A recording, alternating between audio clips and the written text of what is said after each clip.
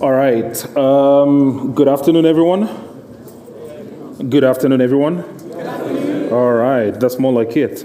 Welcome to this talk. My talk is entitled Evasion, and I'm just going to go through basically how adversaries aim to bypass antivirus tools, right?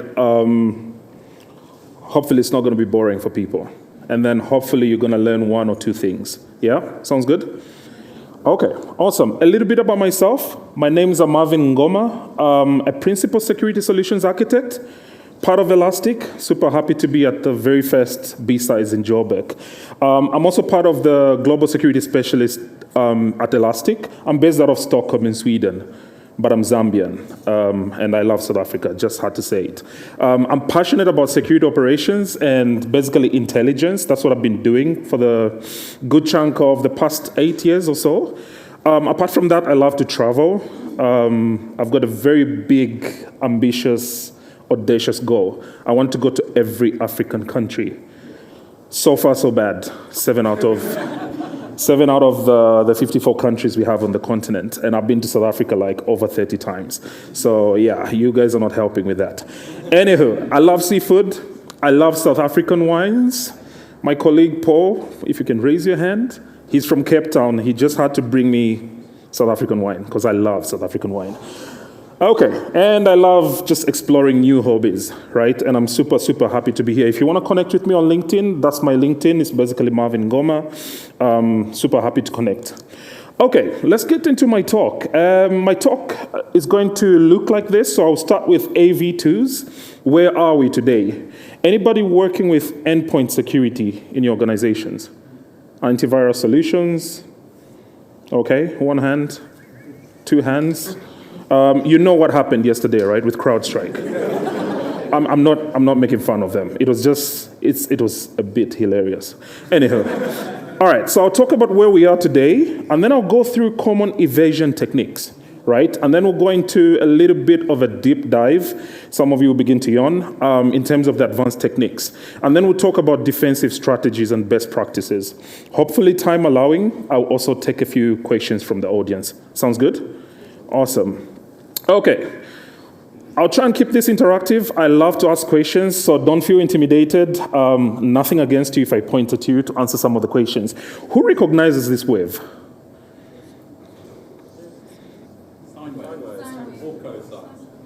It's only one. It can only be one. So is it a sine or cosine? It's cosine, right? Because it's not starting on the zero. All right. Interesting. Okay, so the reason I put in this slide is basically this is how my talk is going to be. It's going to be like a cosine wave, right? Sometimes you might relate with the content I'm going to be presenting. Sometimes you might get lost in the weeds. I tried to keep it simple and complex at the same time, but hopefully it's going to be good. Okay, so let's look at where we are today. Antivirus, right? There's too many acronyms to start off with. There's so many definitions of what AV is, right? There's the classic antivirus. Do we still call them antivirus tools? Yes, no? It depends. Depending on which vendors you're looking at, some people call it next generation antivirus. Then you're going to be seeing acronyms such as EPP, right, which is Endpoint Protection Platform. Then there's EDR as well, which is Endpoint Detection and Response. And there's a new kid in town, XDR, Extended Detection and Response. It's a bit confusing, isn't it? Anyway, so what are my thoughts on all this? Those emojis say it all, right? I hate acronyms. So, in a nutshell, what is antivirus? So this is basically an application that's been designed to prevent, detect, and remove malware, right? Malicious software. Historically, AV started out by focusing on computer virus programs, right? The Morris Worm, ring a bell? Anybody? Yes? But then also there's been an increase in terms of attacks that are focusing on the endpoint.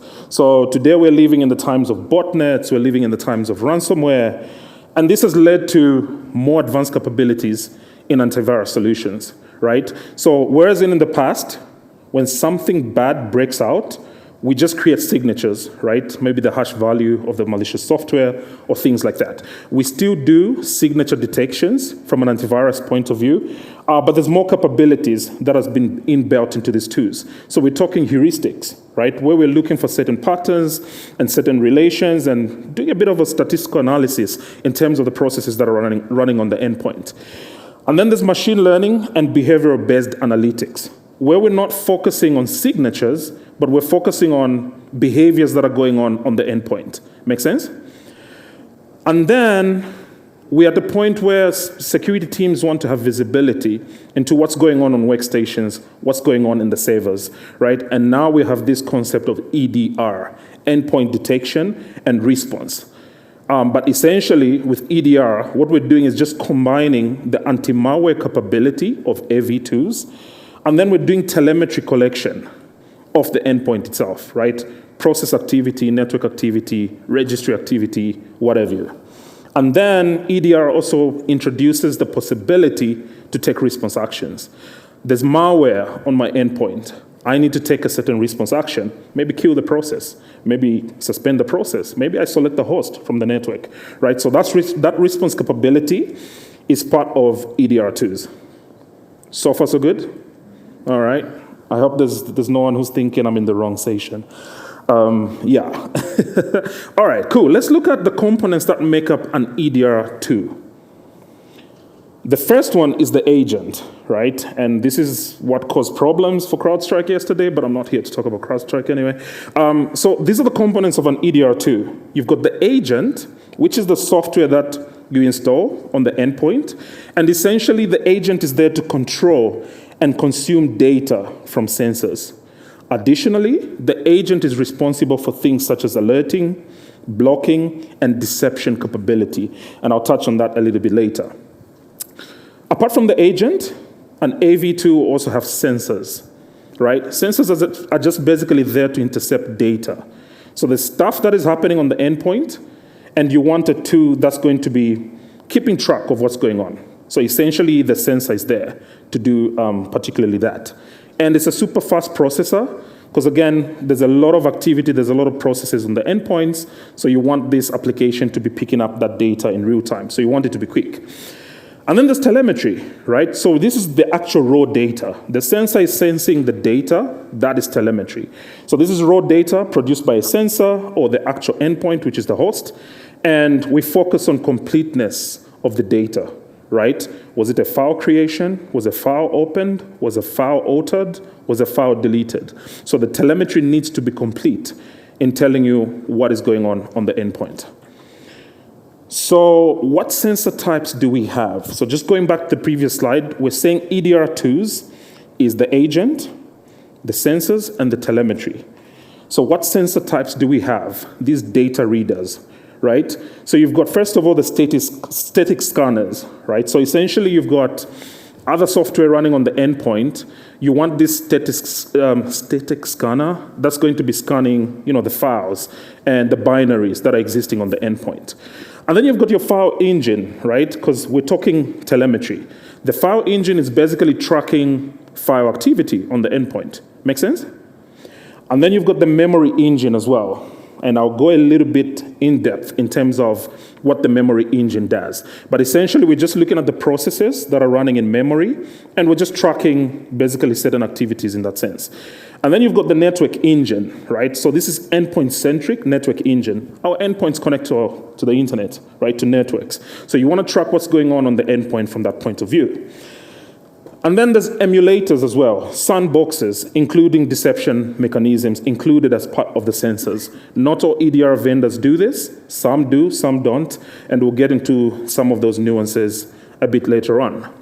There's a little note at the end of the slide itself that says various vendors will implement and utilize the above differently. So you're not going to get this complete set in EDR2s, but at least you expect to have some of these sensor types present in EDR2s. So let's look at the basic architecture. Again, please keep this in mind. EDR2s is the agent, sensors, and telemetry.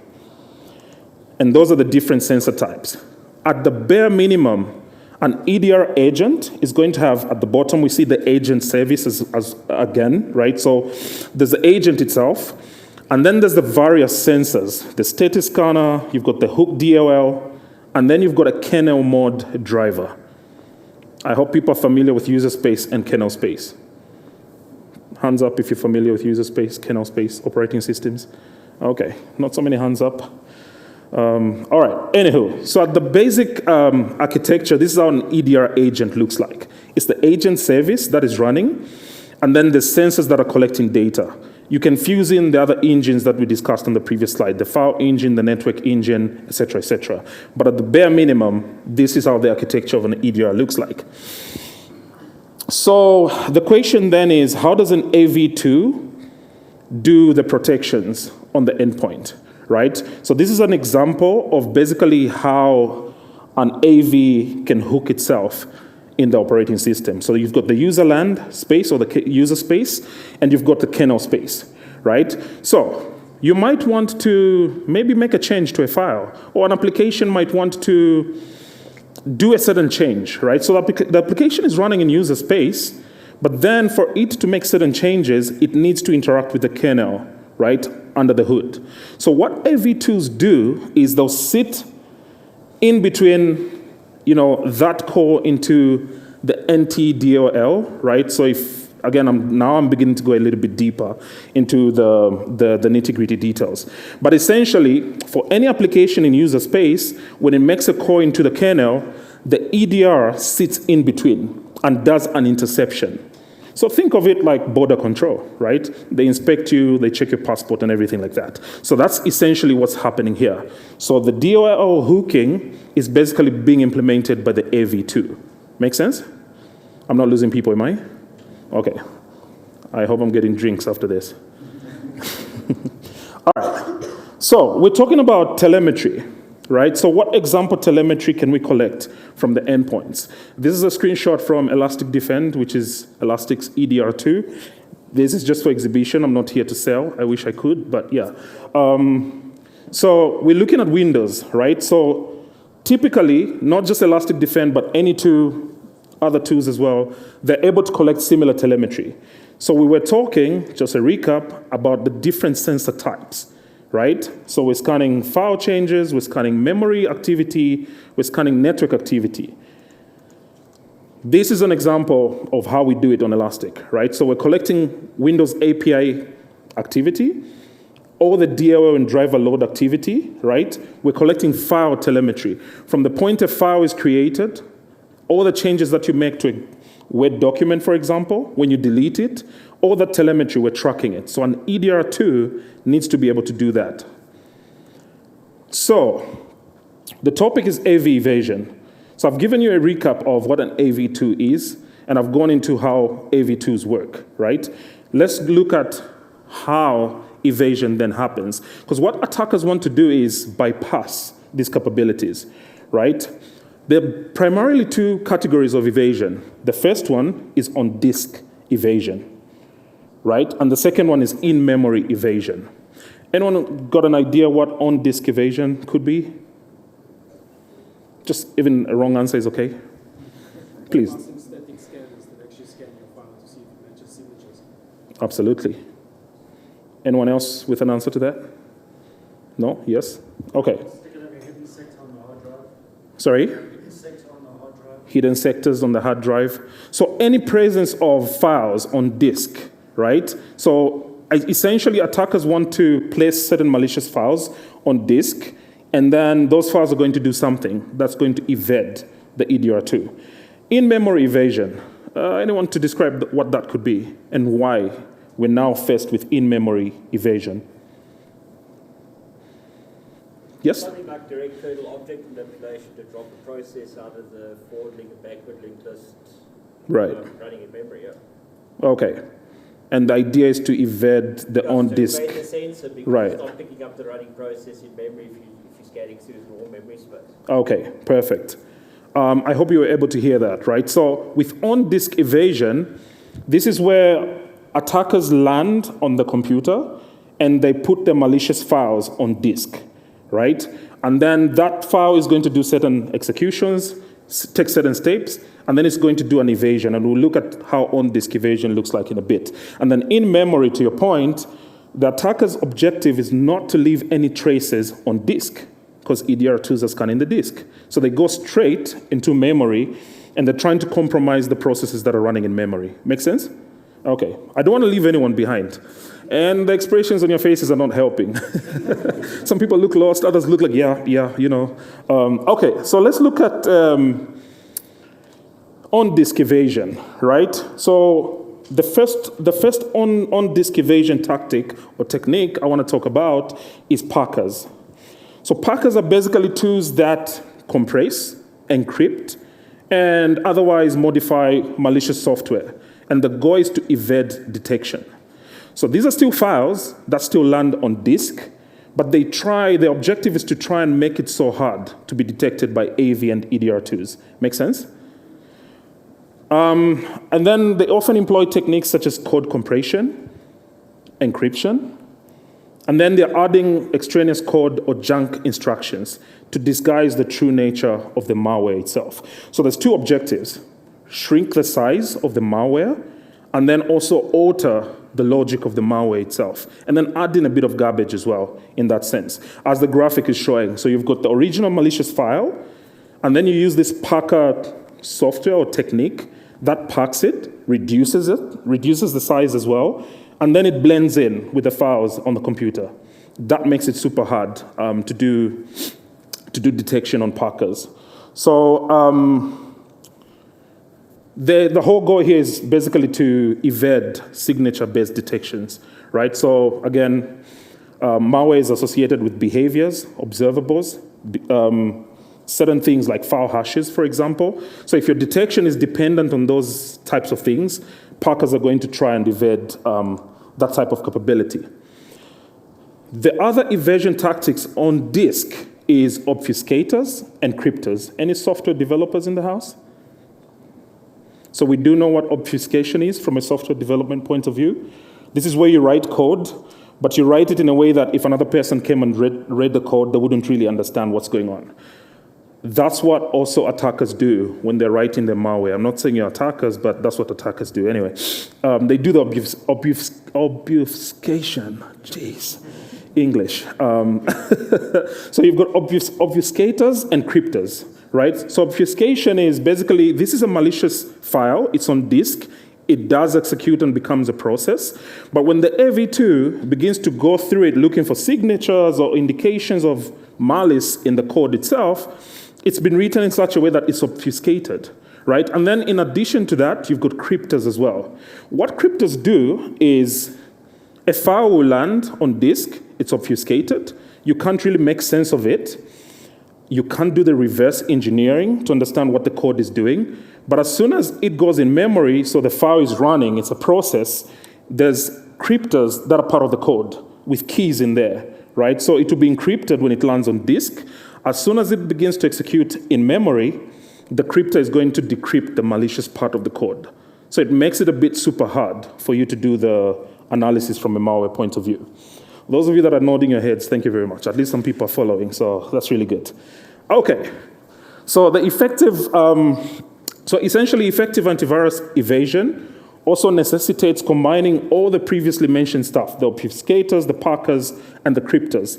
Additionally, some people are so smart, they also include anti-reversing, because there's a whole domain called malware reverse engineering. There's certain steps that you need to do in order to do the malware reverse engineering. But some attackers are so smart, they also don't necessitate, anti-reversing. And then there's also anti-debugging, right? Those of you that do a bit of malware analysis, you know that most of the times we use a debugger to go through the code of the malware itself. But sometimes, there's a lot of implementations that try to stop you from doing the anti-debugging. Okay, so those are the common evasion techniques. Let's go into the advanced techniques as well, right? The ones that we're calling in-memory. So again, just a recap, in-memory evasion, the attacker doesn't want to leave any evidence on disk, because it's easy to find files on disk, right? Because we're on the disk. But essentially, attackers will try and go straight into memory, because there's processes that are running in memory, and they'll try to compromise those processes. Make sense? I'm not losing anyone, am I? Please. Sorry, sir. I just was very curious about buffer overflows, stacked buffer overflows, and the outline with malware. Yeah. What would happen there? With buffer overflows? That's a very good question. So buffer overflows fall into, it's a bit of a combination of on-disk and in-memory evasion. The new buffer overflow attacks actually are also in-memory only. So buffer overflow essentially is, you're looking at how a legitimate piece of software is executing, right? But then again, developers love to do things really quickly. So sometimes you're not really tracking how your application is going to run in memory, right? So sometimes there can be calls to other programs that are being made in the context of a running process. Or if you're not, essentially buffer overflow doesn't keep track of the memory space. So sometimes you're doing certain things and executing in memory, and then you go over the allocated space for that application, right? Now, what attackers do is they look for these applications that have got these vulnerabilities, if I can call it that. So they look for an application that goes into memory and overruns the space that's allocated to it. And they look for the next address once I overrun the space allocated for me in memory. And then I try to put my malicious code on that next step where the application falls into, right? It's not really part of my talk track, but essentially, I would consider buffer overflows to be also in-memory type of attacks. But again, it depends on the malicious code where it's going to point to. Because sometimes you can point the malicious code to pick up a file that is on disk. And that's why I said it can be a combination of the two. Good question, though. And leave some of the questions for the networking hour. All right. So, in memory, let's just do a recap of a process from a computer point of view. Right? So a process is basically just a file in execution, isn't it? So when you have a file on disk, it's not doing anything, it's not a process. As soon as it's in memory and that file is executing, then it's a process. That's what a process is according to operating systems, right? Now, once a process starts, there's different states a process can take. The first one is it's in the new state, it can be in the ready state, it can be suspended, it can be running, terminated, and the like. So I just want you to recap on these states. So a process can be new, it can be stopped, it can be suspended, it can be killed, and attackers take advantage of process states. So usually on our laptops, we've got legitimate software running, right? And attackers will try to take advantage of these different states. So for example, you're running Microsoft Word. It's running okay, it's in memory. An attacker might want to take advantage of the state of that process when it's in memory. And that's what we're going to look at in this section. So far, so good?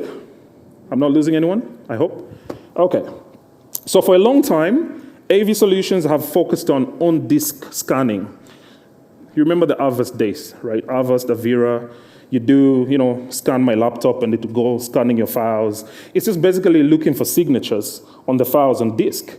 Right? This is still relevant. We're not saying signature-based detections are not relevant, but then masquerading plus other techniques keep evolving to evade on-disk detections. And then adversaries, like we've already established, they're now going file-less. So they don't want to leave files on disk because they know there's an AV tool that's going to do the scanning. So what they're doing now is they're leveraging living off the land mechanisms. Who knows what living off the land is? Don't be shy.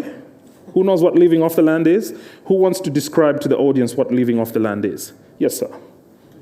It's using standard binaries that are built into the operating system or that are standard to perform the task. So an example might be using debug.exe on an older version of Windows or PowerShell to run a script that you crafted to do a certain job. But basically, you don't bring your own binary in that has its own signature. You use existing binaries. Like you can't say cmd.exe is a malicious program, but it certainly helps you as a hacker. Absolutely. So living off the land is where attackers leverage the things that we've come to trust on our workstations. Is that a fair statement? Right? So for example, cmd.exe, the command line on Windows. We know it's a legit Windows software, right, or service. So when it's running, or the AV2 is doing the scanning, it sees this cmd.exe. It's not going to scan it. So what attackers are doing with in-memory evasion is they're targeting cmd.exe, because they know we trust it. And then what they try to do is to compromise the functioning of cmd.exe. And I'm just using it as an example. They can choose so many other binaries on Windows and the equivalents on Linux or Unix systems. There's actually a cool project. It's called lowbins.com. Check it out. It documents all the binaries that we trust on Windows that we are observing that attackers are beginning to use to do leaving off the land. Make sense? So an analogy I like to make of leaving off the land is usually in our homes, if someone walks in that we know is not part of the family, we get suspicious because we don't know this person. But if my mom walks in, oh yeah, hi mom, welcome. You belong in this house, right? But what attackers are trying to do is they'll hide in my mom's bag because they know it's my mom. I'm not going to go through her bag, right? So that's the analogy of it with leaving off the land. So let's look at in-memory evasion. The first one is PE injection, or portable execution injection, right? With this, basically malware is copying its malicious code into an existing open process and cause it to execute. Again, I'll just go back here. A process can be new, it can be ready, it can be running. When it's running, it's in memory, right? So with PE injection, basically what the attacker does is, the first step is they'll open a target process using the open process call function on Windows, and then they'll allocate a chunk of memory in the process. Make sense? So this process can be, for argument's sake, you can be running Excel, for example. Excel is running on your Windows machine. What the attacker does is they'll open a target process using that open process call on Windows. They'll allocate a chunk of memory in the context of Excel. And then what they'll do is they'll write the shellcode payload to the newly allocated section. And there's a function in Windows that says write process memory. So essentially, I target an application that is trusted, and then I try to allocate memory in the context of that process. And then I write my malicious code straight into that process. Make sense? I hope the visual is helping with that. And the last point is you create a new thread in the remote process to execute the code. So legitimate process, Excel, for example, that's the target process. So what I do is I allocate, if the application or the software allows me to allocate more memory in its context, I add more memory. And then I write my malicious code straight into that process's memory. And then I execute a thread in the context of that process to execute my shellcode. So when the AV2 is running, it's thinking, hey, this is Excel. We trust Excel. Let it do its thing, right? Meanwhile, it's executing malicious code in memory. Make sense? I hope I'm not losing friends. I hope I'm getting free drinks after this. Please. In terms of the way that Apple is starting to integrate their applications which are fileless, where you're able to basically stream the application onto the device with macOS now, would that then be considered memory? Sorry, just repeat the question. So with Apple, the way that they're integrating their new applications where it's fileless on the device itself, where you're able to stream the application on the device, would that then be considered in memory as well? So what you're saying is the app is not resident on disk. It's going straight into memory. I'm not really familiar with that technique, but essentially that's what we're talking about when we say fileless. As long as the binary is not resident on disk, it's executing straight in memory. That's in memory, right? But here we're looking at it from an evasion point of view. So there's a legitimate software. It's been installed. It's there on disk. But then when it's executing, that instance is in memory. And attackers go straight into memory. And they try to make use of all these functions. A classic example is today when we download software, Spotify, for example, there's usually a hash file associated with the binary that we download, because you need to validate that no changes have been made to that. What attackers do is, and I wanted to show this demo, but the demo gods were not with me. My VM crashed in the morning. That's what I wanted to show. So you can download Spotify, And there's a tool on Kali Linux that helps you to look in the code of Spotify installer where you can actually hook your malicious code in the binary itself in such a way that by the time you're installing Spotify, because at that point the file is running in memory, these techniques begin to happen. So you can literally get a reverse shell if you want to. He goes like, ooh, don't try this at home. Right. Yeah, exactly. So basically this is what attackers try to do. And it's a cat and mouse game. All right, so far so good? Okay. Time flies when you're having fun. I'm having fun. I don't know about you, but I'm having fun. Another in-memory evasion technique is called reflective DLL injection.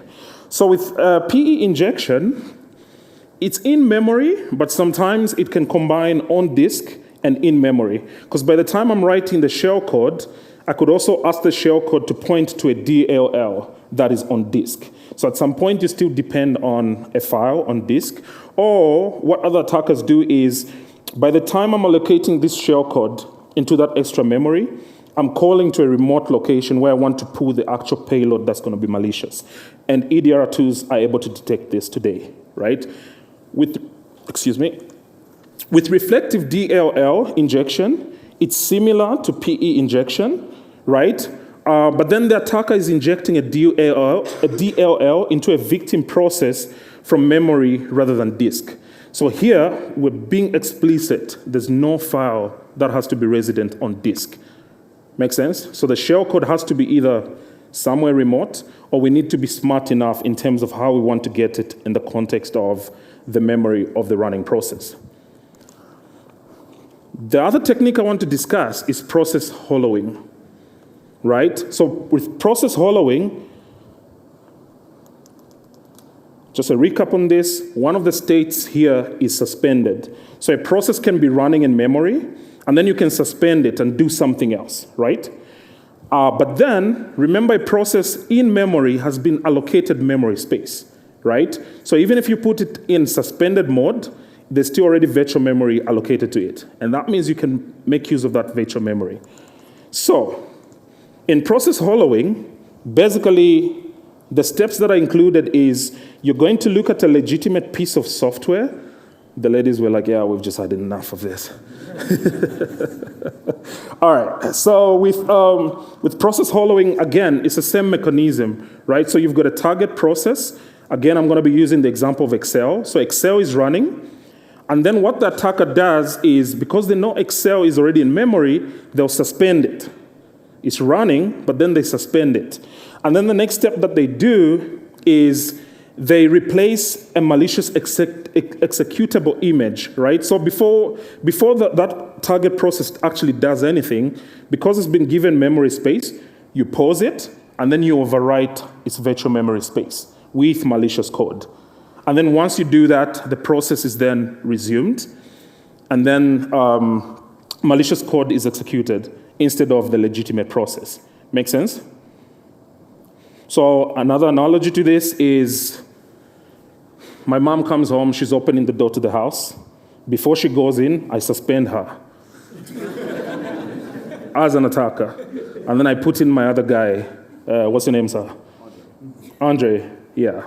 And then I just say, Andre, go in there and get everything, let's get out of here, right? So it's in the context of, my mom opened the door, and everyone is saying, oh yeah, Marvin's mom is the one that opened the door. Maybe you're using a smart locking system. So it shows, oh yeah, Marvin's mom's key is the one that opened the door. But essentially, as soon as she opens the door, we suspend her and then say, hey, Andre, go in and do your thing. So in the logs, it's going to show it's my mom that did everything. But essentially, it's the malicious code that is Andre that did that stuff. Make sense? So that's process hollowing. So we're depending on identifying a process that we can suspend. And again, this is where cybersecurity hygiene comes to the place. Because certain software is written in a way that any other calling software can suspend it, right? Again, this is where good cybersecurity hygiene comes into the play. Okay, so we've talked about advanced techniques and the common evasion techniques. What are some of the defense strategies and best practices we can employ to avoid such things from happening in our environments? Before I go into the defensive strategies, any questions on what I presented previously? Please. Are there any legitimate use cases for process hollowing and de-injection? When you say legitimate, as in real life out there, Yeah, like a genuine use case where it would be used legitimately and not just for malicious intent. Ah, right. Yes, absolutely. why not just block, create memory, create process memory or virtual allocate memory? So I'm asking, is there a use case for that, like genuinely? There's every day. There's use cases for that every day on our endpoints, right? On Windows, on Mac, on Linux as well. So there's legitimate software that requires these functions. And this is why I think cybersecurity is going to be a big problem even 20 years from now. Because it's a battle between functionality and security, right? Developers want, hey, this app is so cool, it does A, B, C, D, it creates value to the organization. They never care about security. But that app makes business sense. So now the thing is, how do we map in security into that functionality? So it's the same concept with operating systems. These functions have been used for years and years. They're still being used today as well. They're relevant. But what we need to do, and you'll see on the defensive strategies, you need to just basically take good cybersecurity hygiene. Which application needs to run some of these functions, and which applications don't need to have these functions? And for the ones that we're going to allow to use some of these functions, how can we monitor them? And then also, how can we see that they're tilting away from their normal mode of operation? Make sense? Any other question? Please. Sorry, the hollowing technique, could that be applied to services in Windows? Because they traditionally get suspended, terminated, or started throughout a user using the system, for example. Sorry, just... could the hollowing technique apply to services? Like your printer service will... Absolutely. Yeah. As it's being used by a user, for example. Yeah, absolutely. So this is applicable to the services on Microsoft, on Windows as well. Yeah. And that's why we call it living off the land. Because usually the target process will be a process we trust. It could be a DLL, it could be a service, it could be just a regular application that you install in user space. But what attackers would do, as soon as they land, they'll try and see if they've got the right. So again, usually with cybersecurity attacks, I don't know if you attended the previous talk before lunch, going through that penetration methodology. One of the things that attackers will do is to try and find an initial vector to get onto the endpoint, and then try to do a privilege escalation. But even when they land, even if it's just a normal user they compromise, the first thing they'll look out for is, hey, I compromised Andre on this machine. What rights does he have on this machine?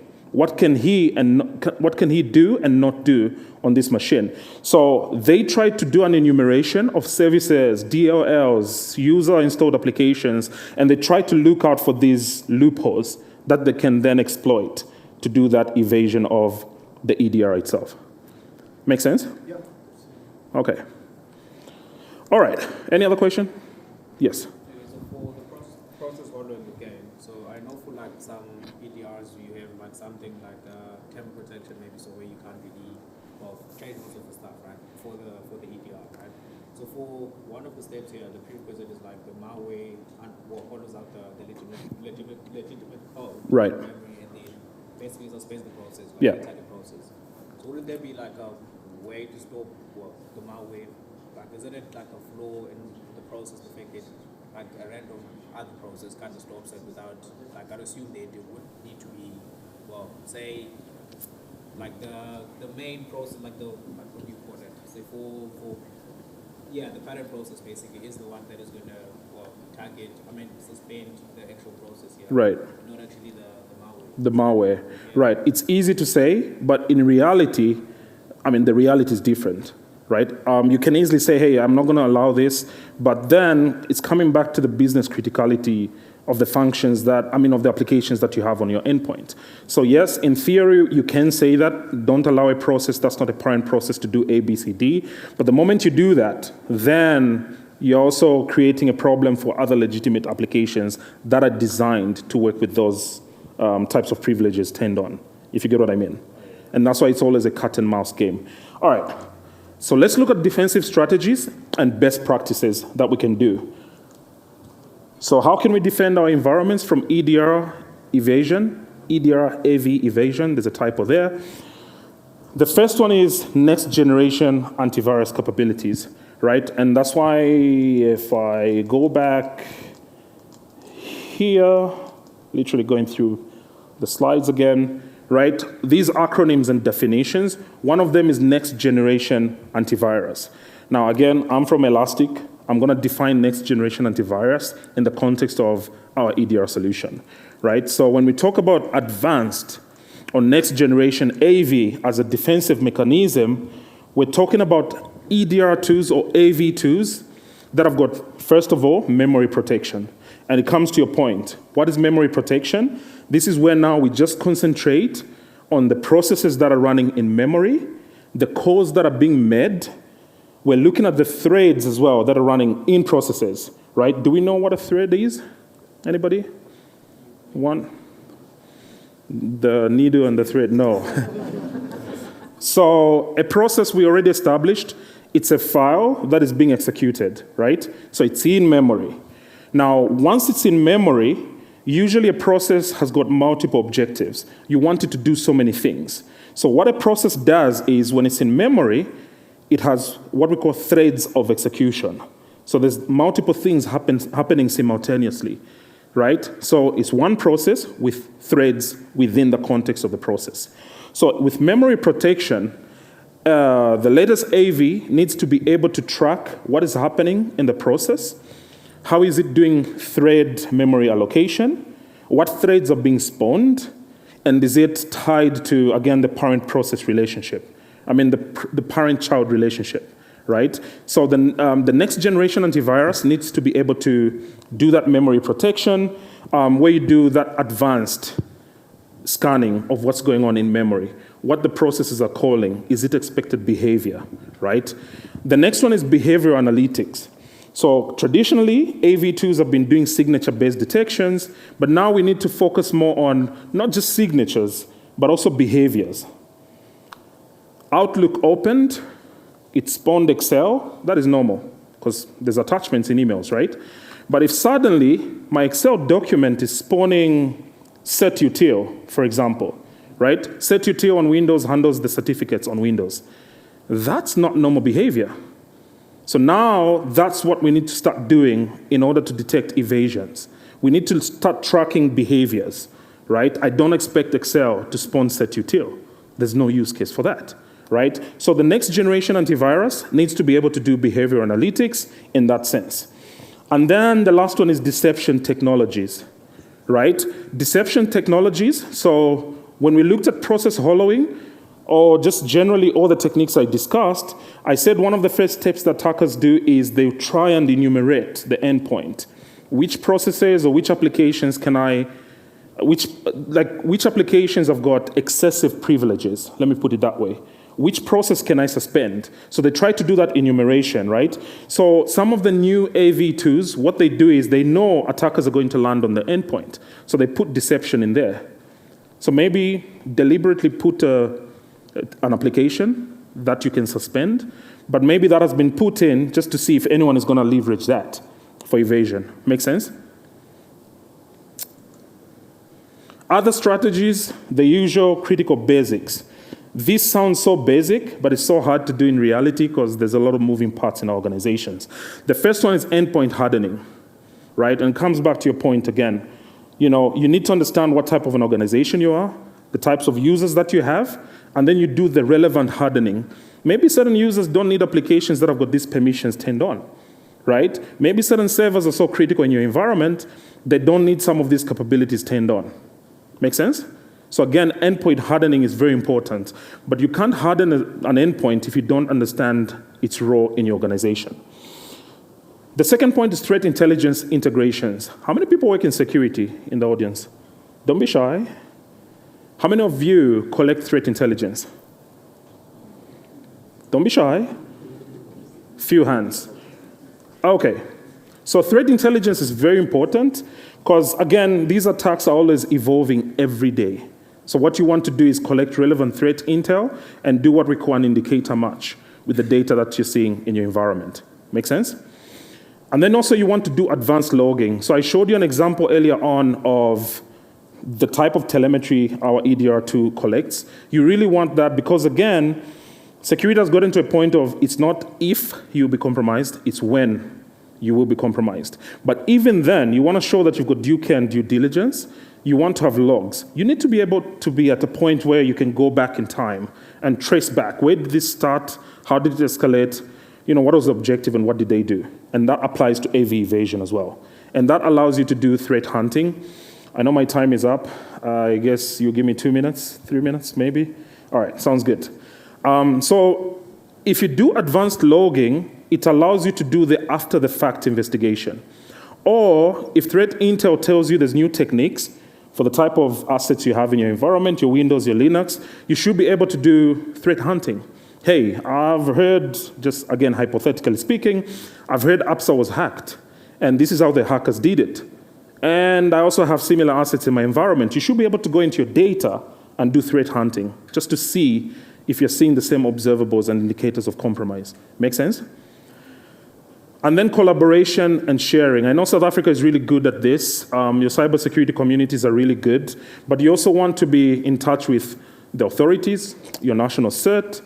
If you're a bank, you want to collaborate with other people that are interested in threat intel sharing.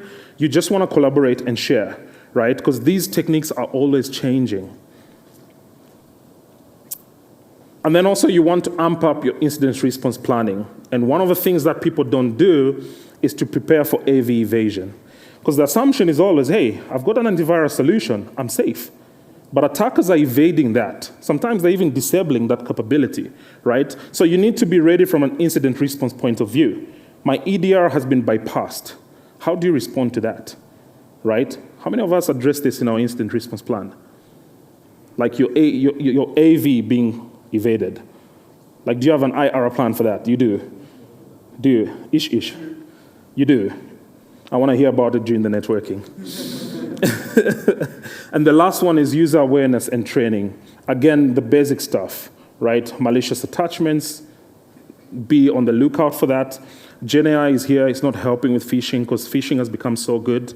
I need to confess, sometimes I also fall for the tricks because it's become so good, right? But nevertheless, we still need to be resilient and empower our users, our regular users, just to practice, best practices. Don't download attachments, don't install unnecessary software, don't fall for some of these things, right? And it's something that needs to occur every now and then. Okay, with that, any other questions?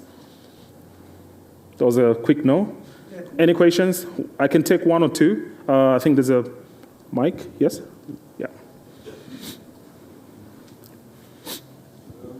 In terms of investigating or analyzing suspicious process executions, would you say it's effective in looking at process IDs and thread IDs in terms of finding root cause, or would that just lead to rabbit holing? It depends, right? It depends because PIDs are OS specific, right? Yeah, it depends. It could be necessary in the process of doing the investigation. You want to track that, absolutely. Yeah, definitely you want to do that, right? Because you want to see, usually when processes are running in memory, what you're going to see is the process ID more than the process name. Of course, the name is going to be there, but majority of the time, it's going to be the process ID. So you just want to keep track of that, right? But again, it's dependent on the investigation that you're doing at the time. My general view in terms of what data do you need for threat hunting or post-event investigations is you need all the data. Just collect everything. And that's why, if you remember one of the slides that I showed, a lot of AV and EDR tools today, they're kernel drivers. They don't run in user space. They run in kernel space. And that gives you a position of power because essentially you're seeing everything that is happening on the endpoint. And even if there was a compromise, you want to store those logs externally from the endpoint. So you can do incident response, you can do your digital forensics as well. And that's why I'm a huge fan of collect all the telemetry. It's going to be expensive, but collect all the telemetry. Yes, it is. We have a solution for that. Visit our booth outside. I'm not here to sell. One last question. I'll take one more question because I'm over time. All right. Thank you very much. And please visit our stand outside. There's a lot of swag, really cool swag, but the elastic stand. Yeah, and come through for a chat as well. Thank you very much. Thank you.